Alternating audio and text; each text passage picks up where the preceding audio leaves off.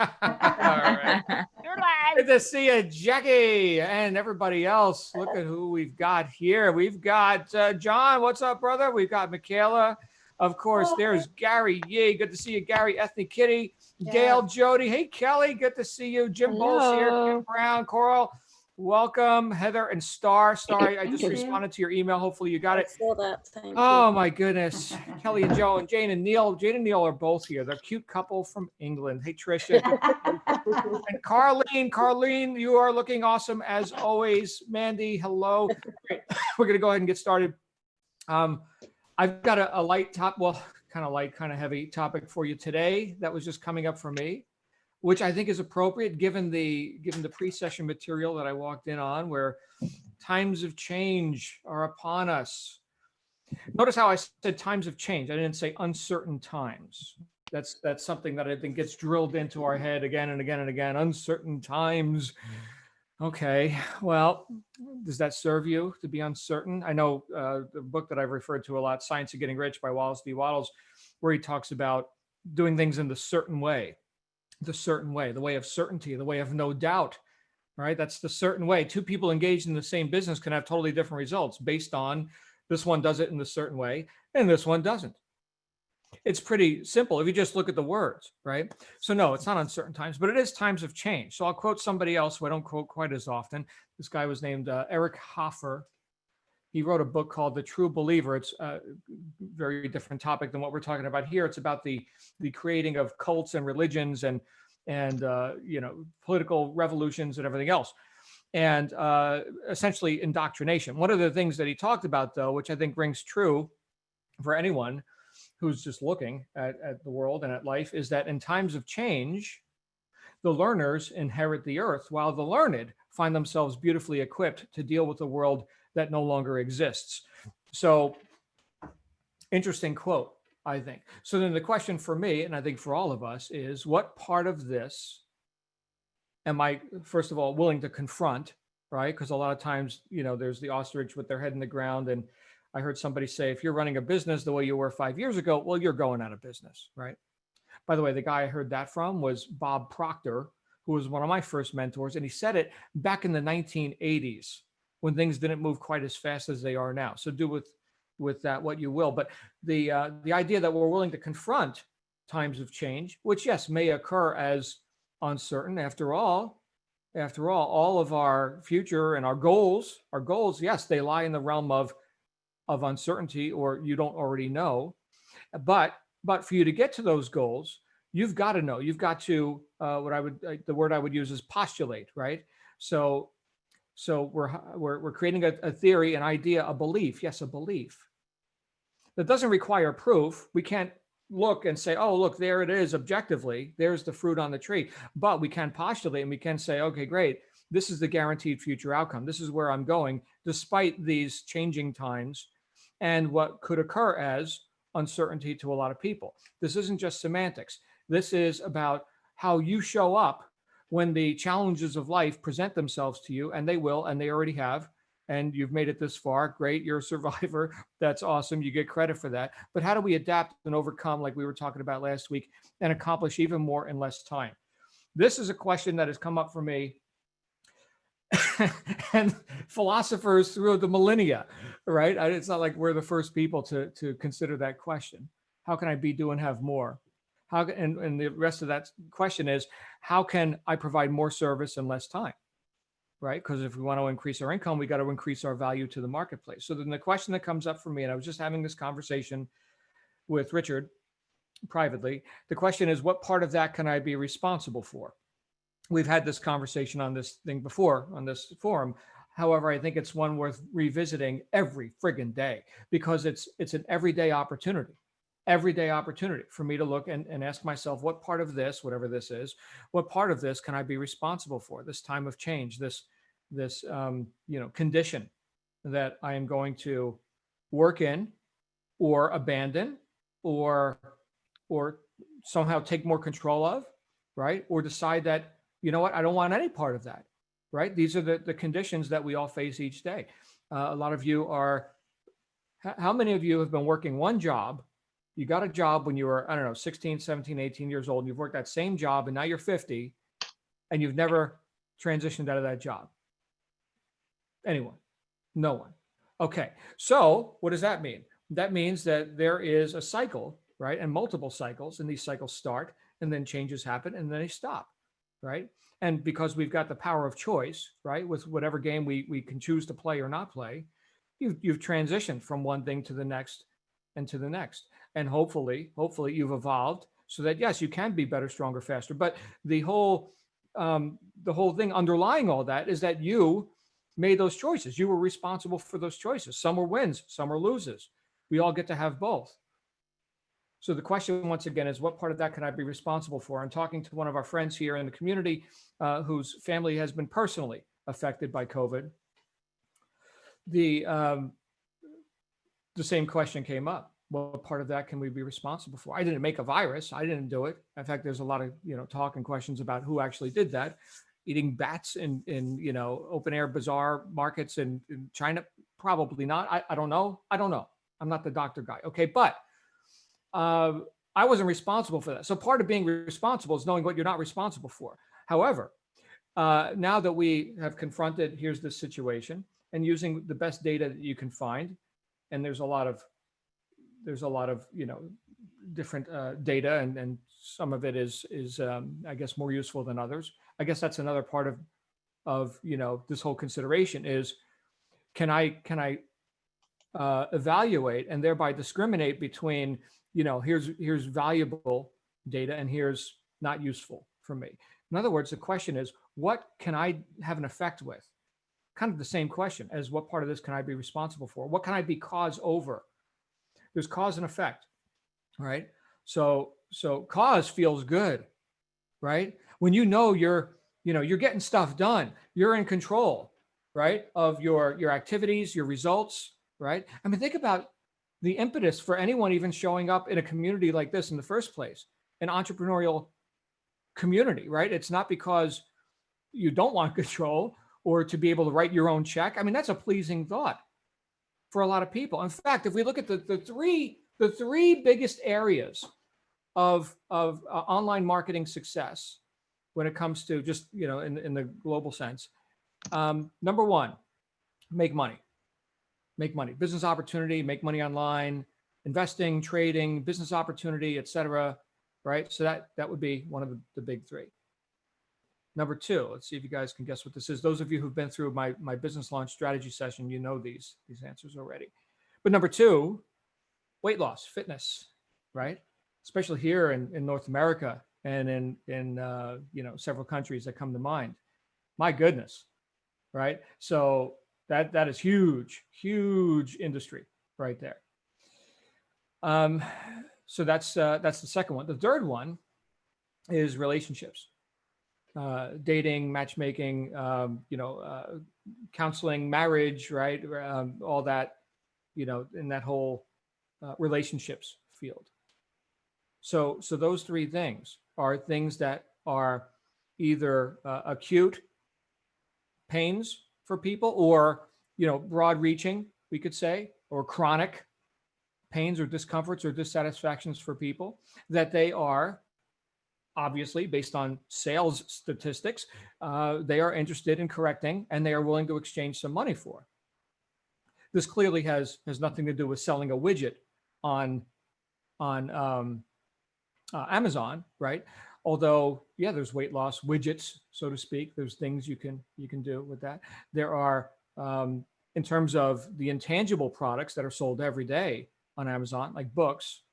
Okay, yes, there could be a tangible book, but what people pay for is the intangible value that's inside the book, the paper, whatever, the paper. I don't even want the paper. I want the Kindle. I want the data, right? I want the ideas.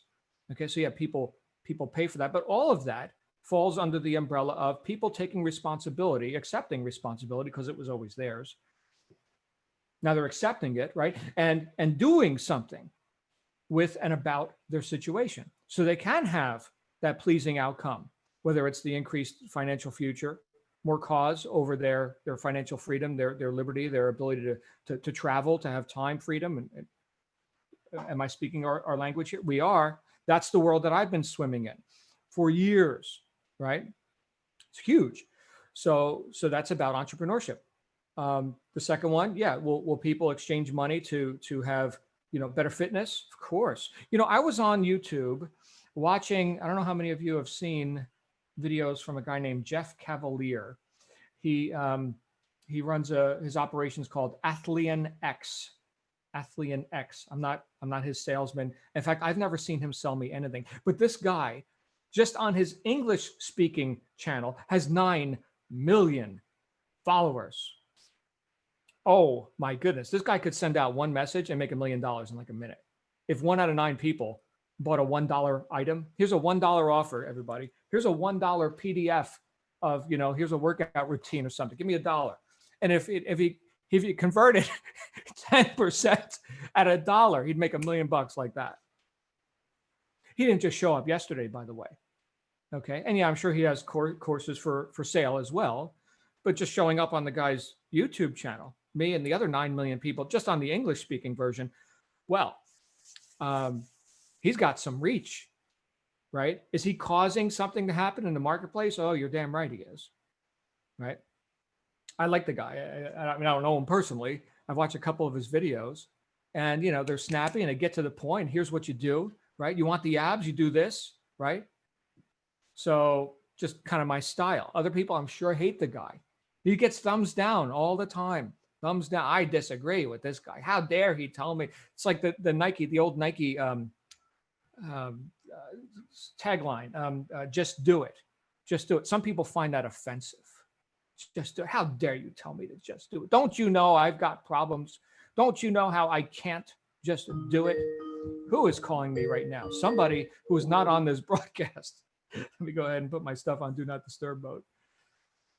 Okay. In the area of relationships, this is a touchy one. Okay. I guess the whole weight loss and the make money thing is too, right? People get touchy about all kinds of stuff.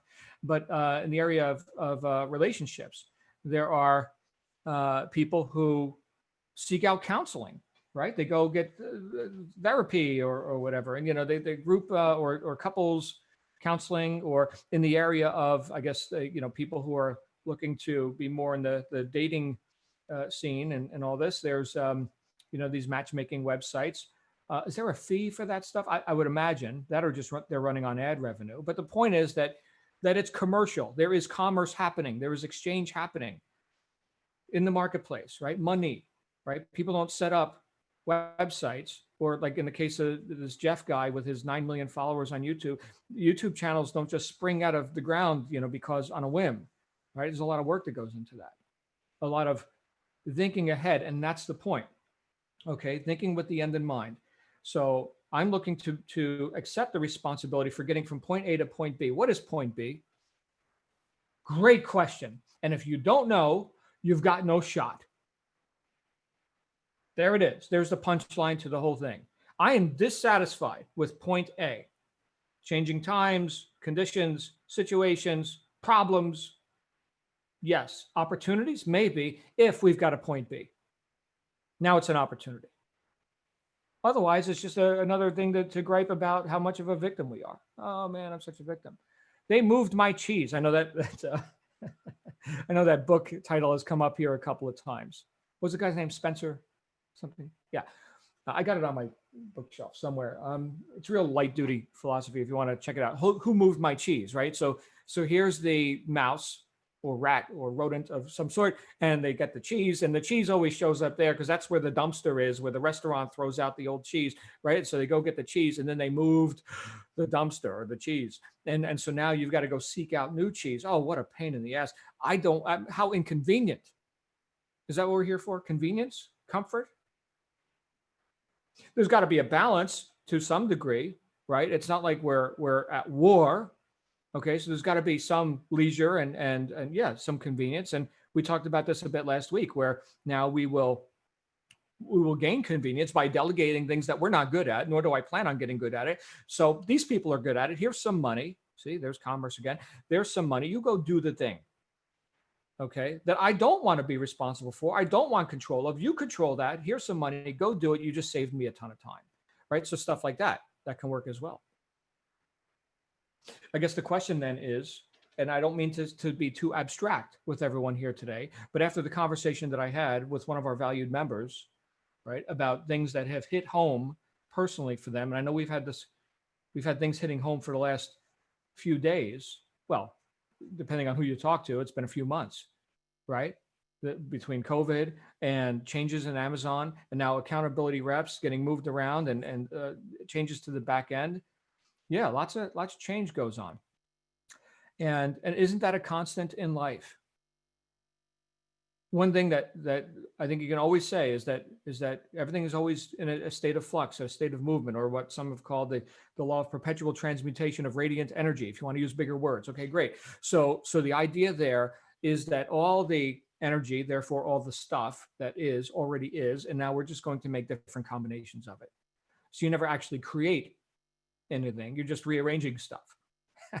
But it's all here already, including the ability for you to think about how to do it. That's already here, that already exists. I don't mean to sound too woo-woo or whatever. I'm just letting you know you've got the same potential to accept responsibility and thereby execute and gain more control of whatever area of life that you personally are looking to have a more pleasing result in. You just got to know what that result is. There's got to be a well-defined destination. As we've talked about several times, it's definiteness of purpose. It's definiteness of decision. Definite, right? Part of the word definite is finite, right? Means that it's defined. Start, stop, right? Beginning, end, not infinite, not vague. We don't equivocate with success. I'll try, maybe. Wouldn't that be nice someday, whenever someday is? Who knows? No, you got to know. And now you got to shop, right? In fact, now you've got really no competition. Because when you look at what I would say is the ignorant masses, the majority, that people who don't reach, they don't show up in conversations like this. They're not accepting the responsibility, which was always theirs, right? And therefore they don't gain control. That is a very, very common, very socially agreed upon conversation. How you are not cause, you are effect. Ralph Emerson, the great American philosopher, said that's the law of laws, cause and effect. And anything you look at, anything we talk about, all comes down to that, cause and effect. And he wasn't the only guy to talk about this, nor was he the first. Okay, so what I'm thinking is, what can I do? What can I do to be more cause in my life and to assist you in being more cause in your life? That's it. A vehicle to be more causative in or through would be Amazon selling. My goodness, e-commerce, sign me up, baby. This is huge. What an opportunity. What an opportunity. Which is here for everyone. Like we already said, all the stuff is already here. It's nothing for you to create per se. Okay.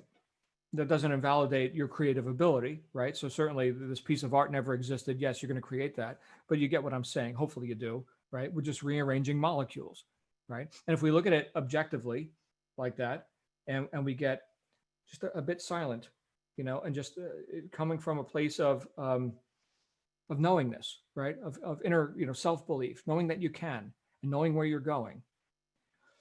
Well, now we got a huge amount of power that we may have been squandering on worry, doubt, fear, railing against changing times, working with what should be rather than with what is. Work with what is, right? Confront the realities. Look at the facts, right? And then, like Reinhold Lieber talked about in his famous serenity prayer, God grant me the serenity to accept the things I cannot change. I'm not responsible for that, right? The courage to change the things I can, and the wisdom to know the difference. And that's where I've fallen down a lot. Just speaking for myself throughout life, the wisdom to know the difference. The discerning thought, right? The ability to discern, this is important data for me to act on. This is not important data for me to not act on, right? Or to overcome or to ignore, right? A distraction. If we've already got all the energy to do all this, then I guess the big question is how efficiently are we spending our energy or our attention? Think of it like you've got this big bucket of attention, and it's like tokens, right? And you can spend them, and you will every day. You have to spend them all. You can't save them, right? And we're spend some on that, spend some on that, spend some on that. Is it bearing fruit? Or do you know that it will? You got to know. Okay. And so I specifically honor everyone who's here in this conversation, because right now you're spending some of your attention, tokens or units or coins, in this conversation, which I think, which in my assessment, because I've been in this conversation in various forms for decades, which I think makes all the other stuff that we're going to spend our attention on way exponentially more potent. I've often said more important than what we do is who's doing it. An empowered person, a causative person, responsible person, right? Someone who we would bet on to get the job done, because that's really what you're doing, is you're betting on you, right? You're going to get the job done. You know you're going to get from point A to point B.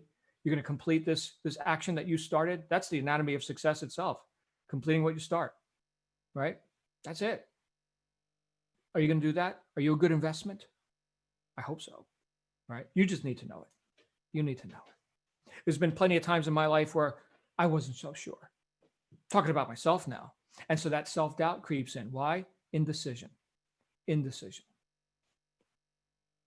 Not definiteness of purpose, not definiteness of decision. Read Think and Grow Rich. You get a head full of this stuff and then see how it shows up in your life. I know I've referred to that book a lot, but it just keeps coming up, right? And think about it like this, because I had somebody, and I'm going to shut up with this. I had somebody say, you know what, John, because they had been through the private session that I do when people get through the whole Jetstream process, which the whole thing is changing, and yeah, we're about to see some big changes here, but they were talking about how I laid out 5 principle-based activities, 5 things that have made me millions, and those who I've worked with who have implemented them have made them millions, and it always works. And it's not easy, okay, but it's 5 things, okay? And they wanted to go back and review those 5 things. And I was like, look, you could take 1 million pages of notes, and that's cool, but the only truth that really matters is the one that's alive in you and that you can act on right now. Action, right? I don't need to read the damn book anymore because I'm doing it. I own it. Experiential knowledge. And I think where a lot of people, when they engage, whether it's e-commerce or anything in life, right? We can sit and theorize about this stuff and get more and more stuck in a pile of mental weight of unexecuted theory. The point of any education is not for you to think differently. It's for you to behave differently, right? It's for you to be able to do something and cause something. We're back to that word cause again. For you to be able to cause something that didn't exist prior to you taking that action, right? So it's not about theorizing as much as I love philosophy, right? What's workable in my life? That's what I value. And I would suggest that's what you should value as well. And again, if we go back to the serenity to accept the things you cannot change, the courage to change the things you can, there it is. Now you just got to know which things you're looking to focus on. Those are my thoughts for you today, guys and gals. I'm inspired by the efforts that you're making and the progress. Oh my goodness, the progress. You realize that some of you I've known for a couple of months now, and you're like completely different people in terms of your own causation in your life, your own vim. There's a word we don't use too much. Vim. Look it up. What do you think, Star? Come on out here and let's have a little conversation, you guys. What's going on with you? Where's Starheart? Hi. Hello, everybody. Hope everyone's having a good day. I've actually picked something out to talk about today. I was rereading Miracle Morning, listening on my run. And one of the things that he says was really, it sort of stuck out for me. This is the second time I've been through this book. And about gap focus. So what a lot of people are doing when they're trying to achieve, and how they put themselves down and talk themselves down, is they focus on the gaps between where they are and where they want to be, rather than focusing on the things they have achieved to get them to where they are, and still focused on where they're going. But to be focusing on that gap and to be giving yourself a hard time, when in actual fact you should be turning that around and using that to look forward and motivate you. And that really sort of stood out to me this morning, and I felt that I'm sure that quite a few of us are guilty of that gap focus, because we're trying so hard to get to where we want to go and feel like we should be doing more. So just on a thing to really look at how much you've achieved rather than how much you have left to go, as it were. And then just while you were talking then, John, about the lucky and the unlucky, I can't remember which book was it that is it the Cybernetics that I've been reading, talking about lucky and unlucky people, and how there's actually statistically, when they do studies, there is literally no difference. And when they took a study of people that thought they were lucky and people that thought they were unlucky, the only difference between them was that the unlucky people had a tendency to remember the bad things rather than focus on the good things that had happened to them. So equal amounts. And I think that's what I'm trying to do at the moment, because I'm still struggling with various issues like that nasty lodger that I told you all about a couple of weeks ago. Ongoing issues with that expletive. And I'm just trying to look at all that I have achieved and focus on all the good things that are around in terms to put it in perspective, and to not let these negative aspects come in and drag me down, I suppose. So yeah, that's what I wanted to share, is gap focus, and no such thing as lucky or unlucky. It's just your perspective. Thank you. Thank you, Star. And I think on one hand, I like the idea that I'm able to see problems and diagnose and solve problems. That's probably why I became a mechanic, like back in the 1900s, right? I was a diesel mechanic. I can find problems. Okay. In life, yeah, I can find problems and I can focus on them, and I can belabor them, and I can obsess over them. Yeah. Okay. Thank you for that reminder, my friend. Really good stuff. You're awesome. Where's Kim? Let's get Kim Brown out here, and then Koila, and then Wayne. Hey, Kim. Hello. Hi, everyone. There she is. I guess I want to speak to what you said about how do you show up when the problems of life show up. And I just want to say how really thankful I am for this program and for this group, because for me, relationships have always been a challenge. And currently with my children, because I raise them, to believe one thing in a religious way, and they've gone the complete opposite direction. And so I guess part of what this program has taught me is that, I have hopes and beliefs that maybe, they'll come, to somewhat of a, crossroads or an understanding of what I believe, but they may not. And so, that's okay. And so my son sent me something today, and it was very controversial, and we've kind of been going back and forth. And I thought, I don't want to do that anymore. I don't want to do that with them.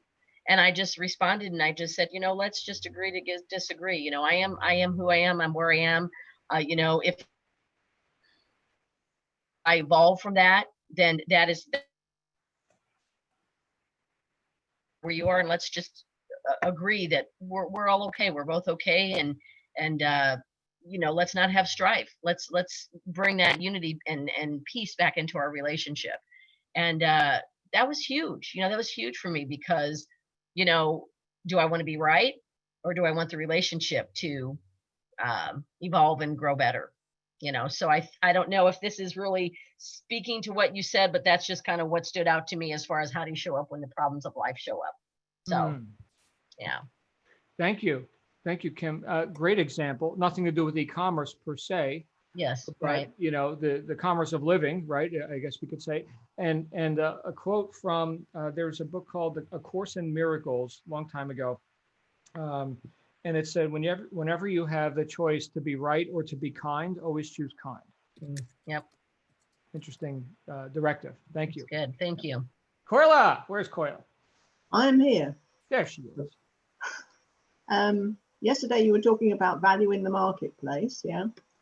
And today you're talking about doing things in response to what life does for you. Well, I hate my job, right? I work very hard at it, but I've hated it for a long while. It's just really not my thing at all. It's just a job to earn money, and I've never had one of those, you know, before. I've always had a vocational job. And it just is becoming more and more unsustainable, and there's problems coming up in it. And because of that, I was not sleeping last night. And in the end, I thought, why don't I just do something about it? Why don't I just do something about it? So I got up and got the local paper. Now, there's never jobs on my island in the local paper, but for some reason I thought I'm going to look in the paper, and there were 3 jobs on my island in that paper. And from the point of view of value in the marketplace, what I did for a long, long time was look after people. I looked after, you know, sick relatives, and I've looked after animals, and that's what I've done most of my life. And one of the jobs was for a home care worker on my island. So last night I filled out the application. I didn't send it. I thought I'll check it in the morning. Checked it this morning and sent it. And that is that. So what will happen as a result of that, I don't know. But that was to do with working out that I can give value to people on this island through talents that I have, that I've developed in my life. And it's doing something in response to a situation that's causing me grief, basically. So there you go. And I have a quote for you. And also, actually, a few days ago, I added to my gratitude list, I'm grateful for the opportunities that continually come my way. Yeah, look at all these opportunities. This is great, Koila. Woo! And I have a quote for you that's from the end of 7 Habits. And it made me smile last night at whatever time it was. I got like no sleep last night, and I feel perfectly fine, which is ridiculous, really. Whatever you can do or dream you can, begin it. Boldness has genius, power, and magic in it. And that's Goethe. Mm-hmm. And the other point about this job is that it's a lot less hours, and it'll end up being slightly less money in total, but it will give me more time to work on my business. Beautiful. Fantastic. And that you've got the freedom and flexibility to do that is such a blessing. That is so great, Koila. Congratulations. I want to acknowledge Therese in the chat, where she was acknowledging where Kim, we were talking about just being kind rather than, you know, asserting our rightness. That's also a causative thing to do. Now you're bigger than the problem, right? You're objectively looking at the problem. I get to be in control of this situation. All right, you have a great day then, right? So that sort of a thing keeps you in control, right? Which is a very mentally pleasing thing to do. You're not attached. You're not part of the grueling, you know, whatever. Thank you, Koila. Thank you, Therese, for that comment. Let's go to Wayne and then Mark and then Wayne S to unmute. Sorry, Wayne, I just muted you again. Go ahead and unmute. We got Wayne, Mark, and Bill. Hey, Wayne. Good morning. How are you? Good. Good. So yeah, I appreciate what you were just saying there about going from A to B and sort of that journey. And there's a lot of change, things happening. I was listening to I've been going through the Cash Flow Quadrant, Robert Kiyosaki's book there, the 4th of the 5 books that you've recommended now for me since I started just a little over a month ago. And he's talking right now about moving from the left side to the right side. So that transition, that change that happens there. So I was just thinking as I was walking this morning, I was just listening to that part of the book as I was doing my morning walk here. And I was thinking about being on a bridge. So what you said today has been very relevant to that, in that as we step from A to B, a lot of times, you know, there's a raging river between A and B. And for a lot of us, it's knowing, how do we get there? It's a bit scary. Some people jump in the water and go for it, and some maybe don't make it, some do. Some people build a bridge, but a lot of us are able to cross a bridge that somebody else has already built. So I was just thinking of, you know, these books we're reading. There's bridges that are built there. This Blue Sky program is a bridge that we can potentially cross. And so, you know, it could be the Golden Gate Bridge going across the bay down there in San Francisco. Just one experience that I had, we were out hiking in the mountains, and there was a small, you could almost call it a mini canyon, and there was a fair bit of fast water below it, difficult to get across, but there was a log across in one spot. So there was a small group of us there, and some started across. And so it's a little bit uncomfortable, but it's as effective as the Golden Gate Bridge. You can get across, maybe a little bit more tenuous, it seems, but some of us got across, and then one person got halfway across and froze. And so that made me think of what Star was talking about there this morning, is recognizing where we've come from. So when you step onto the bridge and you take your next step across the bridge, you're making those steps, those journeys, but it's kind of scary. There's a lot going on. There's a lot different than from where I was at A. So when you think of B on the other side and you get part way and things are seeming difficult and scary, it's really remembering where you've come from. And if you're halfway across, how is it any more difficult to finish that last half than it was to get halfway where you were and froze? So it's just all a good reminder for me, just about taking those steps, making use of this bridge, and helping in that change to get from A to B. And the Amazon business for me and the Blue Sky is really that bridge. Beautiful. Thank you, Wayne. Great metaphor as well. And yeah, those logs sure do come in handy. I've seen them, you know, literally and figuratively throughout life. Good stuff. Let's go to Mark Riggle and then Bill. Hey, Mark. Hey, John. How you doing today? Good. I guess the only comment I really want to make today is just using this this venue. I've to those who are just walking in and kind of trying to figure out where their lot is in all of this, just all I can say is keep at it. I've been in this program now for 4 months. I haven't missed one of your meetings. I've turned this whole miracle morning aspect into, you know, I now have a whole routine, and it's what I do every day. And the bridge, if we want to use Wayne's you know, metaphor or kind of description, this meeting and the establishment of my mindset, you know, the morning stuff, it took me a while to kind of get on. It took a few weeks, but the mindset piece is what is the link to the rest of my day. I'm not saying that every day is perfect. You know, sometimes people, I'm sure, have heard me comment that even in my valleys, I'm a 10. You know, I just to keep focused, understand that between the peaks are valleys. Not every day is going to be perfect, and not every moment, but just got to keep pushing through. Just like Wayne's talking about going across the bridge, you know, going across that log. You just got to keep pressing forward, even little steps, even little wins. I don't care how small they are. And meetings like this and the things that you mentioned, John, and all the comments that people hear, this to me is even more than the 50% solution to all that we're doing as entrepreneurs. If you don't have the mind in place, if you don't know where you're going and you can focus that way and looking at the glass as half full, then it's, you kind of get into this whole defeatist attitude. And how can you expect to have any wins if that's where you're coming from? So this transition, and you've done a lot for me in that regard too. So I just want to pay, you know, big salute and accolades to you, John, because this has been very helpful for me. I'm really excited, and things are happening for me now. They are coming to fruition. So the results are coming in, and a lot of it is the mind. So thank you. Thank you, Mark. And you've got great wisdom yourself, and you share it here with the group. In fact, I've heard you sharing it in the pre-sessions and post-sessions and evening sessions that you've become a bit of a resource for people. So thank you for your contribution. And I'm glad to hear that it's bearing fruit for you as well, right? So, because everybody's got to get paid, right? So you're doing business too. That's excellent. Thank you, brother. Let's go to Bill McDonald. Then we got Therese, and then we got Leah and Stuart. Hey, Bill. Where's Bill? Hi, There guys. he is. You hear me okay? I can. Excellent. Good morning, good afternoon, good evening, and whatever else we are around the world. Value in the marketplace. So far, everybody that has spoke really from the heart of what their value is. I think one thing that we should all recall, and it's something that my wife has told me often, nothing's placed in front of you that you aren't able to deal with. if you believe in yourself. Mhm.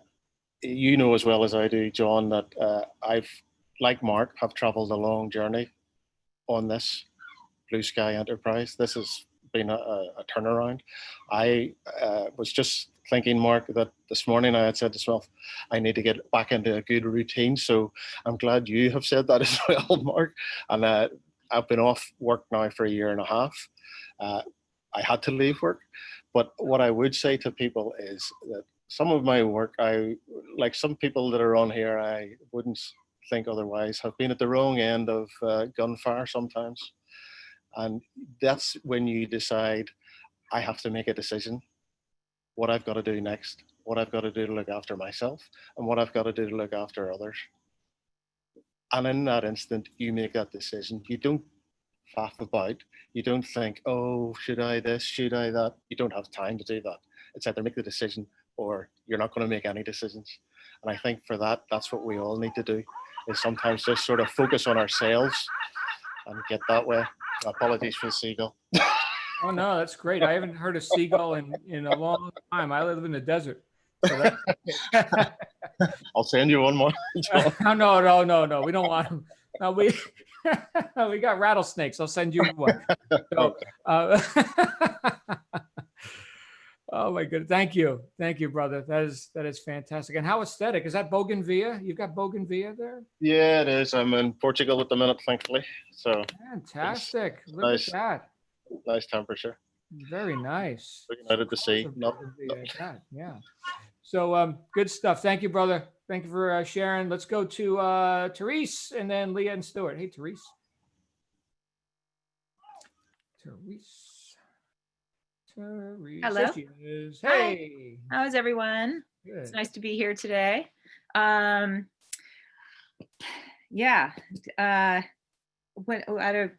This is all fabulous stuff. It always is. And I just want to say quickly, John, that, I've had a lot of mentors in my time, and I've worked with coaches and whatnot, but I've never really had the opportunity to work with someone who encompassed both, like a spiritual aspect of their coaching, and also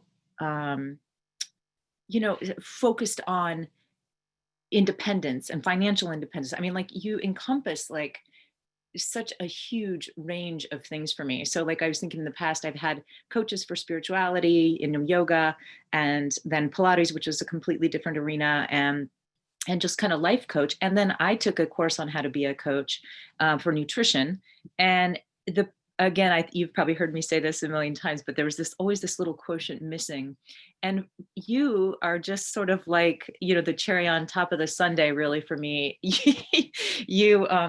You really blend it all together, and you add that component that I have always kind of missed out on. And I just want to say thank you very much for that. It's an honor to be here. And then I guess I wanted to speak to kind of, I think it was Star, and we were talking so much about change, and maybe I know not focusing on those gap moments, but focusing on the journey, what we've acquired, who we've become, and then focusing on where we're going. And for some reason, that song, Seasons, I can't remember the exact name of the song, and I think it's about relationships more than anything, but it's seasons change and so do I, and we need not wonder why. And for some reason, I don't know, that was just coming up for me today. And even on my run, as I started the run, it was like, again, I'm in the beginning of this run, and my energy level changes throughout the run.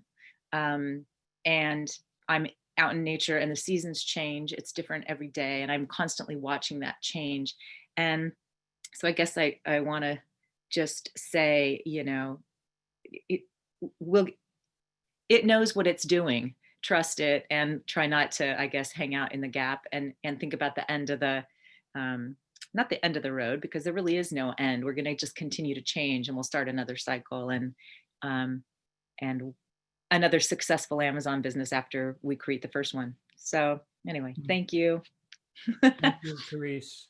So good. Thank you for your sharing. And also I am starting my keyword and my my I'm writing my ad or my listing, and my order will go through today. So I moved the ball quite a bit this week, even though it felt like I was just treading water for so long and not getting anywhere. I managed to get over a big hump. So thank you.